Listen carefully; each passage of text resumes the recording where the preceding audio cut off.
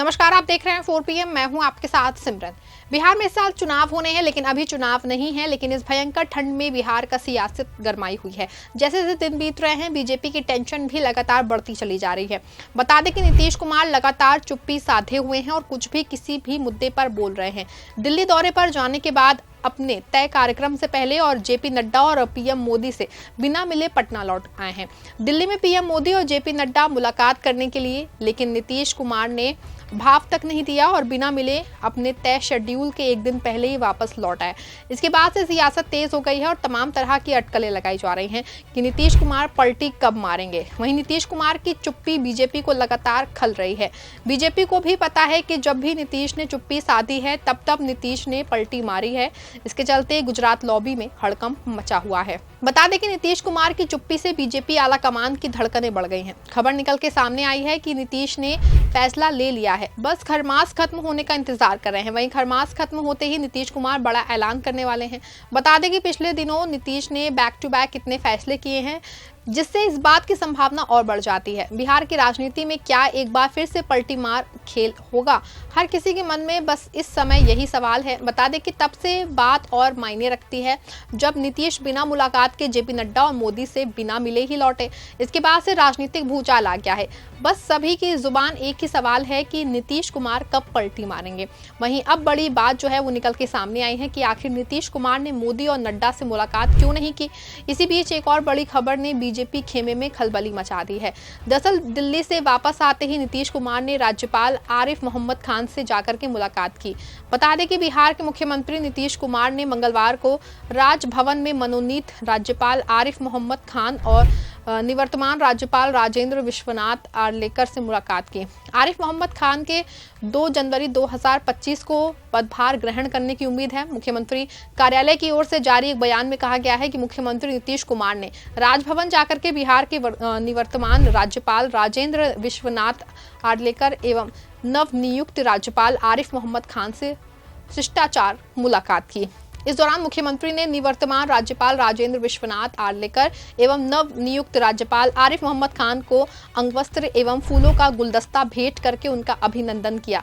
सोमवार को पटना पहुंचे आरिफ मोहम्मद खान ने हवाई अड्डे पर संवाददाताओं से कहा था कि वो राज्य की गौरवशाली परंपरा के अनुसार अपने कर्तव्यों का निर्वहन करने का प्रयास करेंगे और उन्होंने कहा कि मैं बिहार के गौरवशाली इतिहास को जानता हूं, इसका मुझ पे असर है। मैं राज्य की विरासत और गौरवशाली परंपरा के अनुसार अपने कर्तव्यों का निर्वहन करने का प्रयास करूंगा। राज्यपाल आरिफ मोहम्मद खान से मिलने के बाद नीतीश कुमार लोक नायक जयप्रकाश नारायण अंतर्राष्ट्रीय हवाई अड्डे पर बिहार के पूर्व राज्यपाल राजेंद्र विश्वनाथ आर्लेकर के विदाई समारोह में शामिल हुए।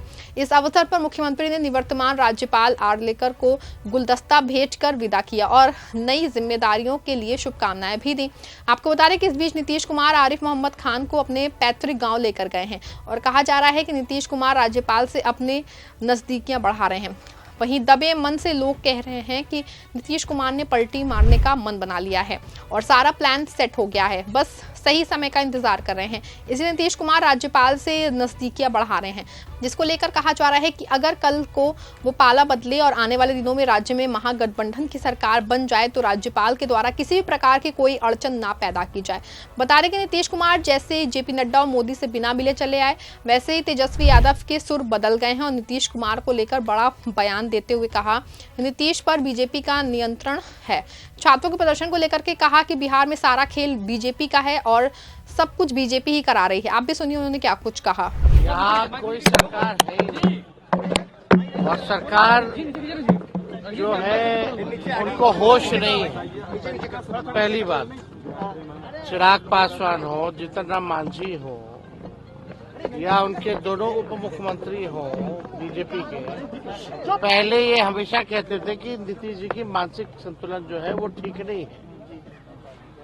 अब स्थिति ऐसी आ रही है कि अब चर्चा करना पड़ेगा कि यहाँ सरकार है भी कि नहीं है। अगर है तो माननीय मुख्यमंत्री जी को लीड करना चाहिए, तो वो निर्णय लेने लायक अब नहीं रह गए। कोई भी विषयों पर निर्णय जो लेना हो वो नहीं ले पा रहे, तो आखिर सरकार कौन चला रहा है? तो सरकार जो है चंद रिटायर्ड अधिकारी और 2 एक नेता हैं जो 2 दिल्ली में 2 पटना में हैं, वही लोग अपने फायदे के लिए निर्णय ले रहे हैं। उन लोगों का कुछ नहीं है, बीजेपी से तालमेल है, उन लोगों को अपना देखना। बिहार को इन लोगों ने छोड़ दिया, बिहार की जनता को छोड़ दिया। यहाँ लोग जो है आप देखिएगा, नौजवान हो, पीड़ित हो, किसी से संवाद नहीं। मुख्यमंत्री यात्रा पे निकले, कोई संवाद नहीं, ना मीडिया से बात, ना बाहर बात, ना सदन के अंदर बात, ना हमारे चिट्ठी का कोई जवाब, ना किसी के जवाब, ना केजरीवाल जी का जवाब वो नहीं देते हैं उनके चिट्ठी का। अरे केजरीवाल जी मुख्यमंत्री रह चुके हैं भाई, और उनके चिट्ठी का जवाब संजय झा देंगे?